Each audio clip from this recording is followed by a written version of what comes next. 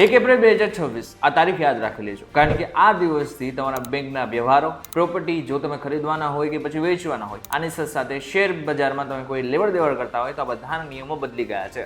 અને આ નવા નિયમો કઈ રીતના બદલ્યા છે? કારણ કે નાણાં મંત્રાલય નવા ઇન્કમ ટેક્સનું જે નોટિફિકેશન છે ને એને બહાર પાડી નાખ્યું છે. પરંતુ આનાથી તમારા ખિસ્સા ઉપર ડાયરેક્ટ એની અસર થવાની છે. કેટલી અસર થવાની છે ને શું નવા નિયમો બદલ્યા છે એ જો તમારે જાણવું હોય ને તો ધ્યાનથી સાંભળજો. હું તમને એક વાત કહું.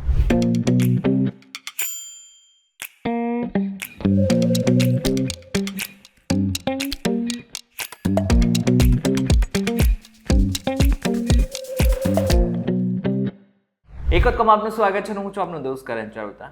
હવે મોટી વાત એ છે કે સૌથી પહેલા HRA જે નિયમો છે એ બદલી નાખવામાં આવ્યા છે. અત્યાર સુધી શું થતું હતું? મુંબઈ, દિલ્હી, કોલકાતા અને ચેન્નઈ આ માત્ર મેટ્રો સિટી હતી, પરંતુ હવે અમદાવાદ, બેંગલુરુ, હૈદરાબાદ અને પુણેને પણ મેટ્રો સિટીની યાદીમાં સામેલ કરવામાં આવ્યા છે. હવે આનાથી શું થશે? આનાથી જે લોકો પગારદાર છે, કર્મચારીઓ છે, એમના માટે બહુ જ મોટો ફાયદો થશે, કારણ કે એ લોકો એમના બેઝિક પગારના 50% HRA પર ટેક્સ મુક્તિ મેળવી શકશે, જે અત્યાર સુધી 40% હતી. બીજો નિયમ, મહત્વનો નિયમ છે, જો આગળના સમયમાં તમે કોઈને પોતાનું મકાન ભાડે આપવા જઈ રહ્યા છો અને રેન્ટ એગ્રીમેન્ટ કરવાના છો, જે ખૂબ જ જરૂરી છે, એમાં જો ભાડું 1 લાખ કે પછી એનાથી વધુ છે તો તમારે એટલે કે મકાન માલિકે પણ પોતાનું પાન કાર્ડ અને આધાર કાર્ડ આપવું પડશે. ત્રીજું અને મહત્વનું, હવે ભથ્થાની જે મર્યાદા છે એ વધારી નાખવામાં આવી છે. પહેલા ચિલ્ડ્રન એજ્યુકેશન અલાઉન્સ પ્રતિ માસ 100 રૂપિયા હતું, જે વધારીને 3000 પ્રતિ માસ કરી નાખવામાં આવ્યું છે. હોસ્ટેલ એલાઉન્સ 300 થી વધારીને 9000 પ્રતિ માસ કરવામાં આવ્યું છે. અને ટ્રાન્સપોર્ટ એલાઉન્સ, દિવ્યાંગ કર્મચારીઓ માટે ટ્રાન્સપોર્ટ એલાઉન્સની મર્યાદા 3200 થી વધારીને 10000 પ્રતિ માસ કરવામાં આવી છે.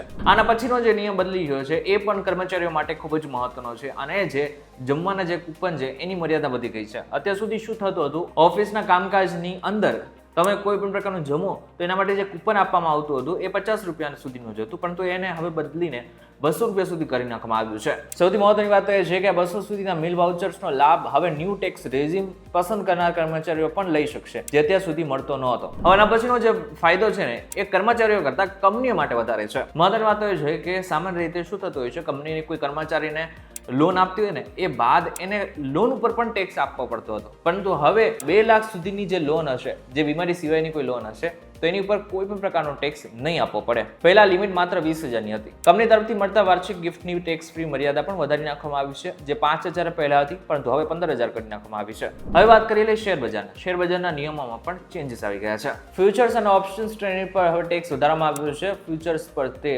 0.05% અને ઓપ્શન્સ પર 0.15% રહેશે. હવે શેરધારકોએ બાયબેકમાંથી મળતી રકમ પર કેપિટલ ગેઇન ટેક્સ ચૂકવવો પડશે. આનાથી રોકાણકારોના હાથમાં આવતી ચોખ્ખી રકમ ઘટશે. આ સાથે જો 2 વ્હીલર અને 4 વ્હીલરની વાત કરીએ તો હવે જે 5 લાખથી વધુનું તમે જો કોઈ વાહન ખરીદો છો તો તમારે પાન કાર્ડ આપવું ફરજિયાત થઈ ગયું છે. આની સાથે જો તમે વિદેશમાં 1 લાખથી વધુ મોકલો છો તો પણ આ પાન કાર્ડ હોવું જરૂરી છે.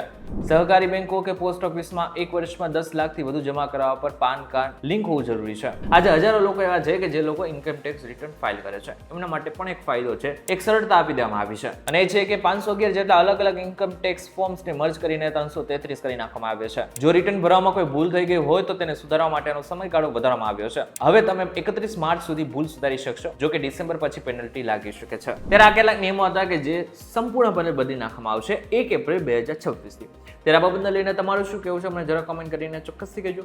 વિડીયો તો જો તમને કોઈ ઇન્ફોર્મેશન મળી તો વિડીયોને લાઈક અને શેર જરૂરથી કરજો. તથા આ જ ઇન્ફોર્મેટિવ વિડીયોઝ માટે PTV ડિજિટલ સાથે જોડાયેલા રહેજો.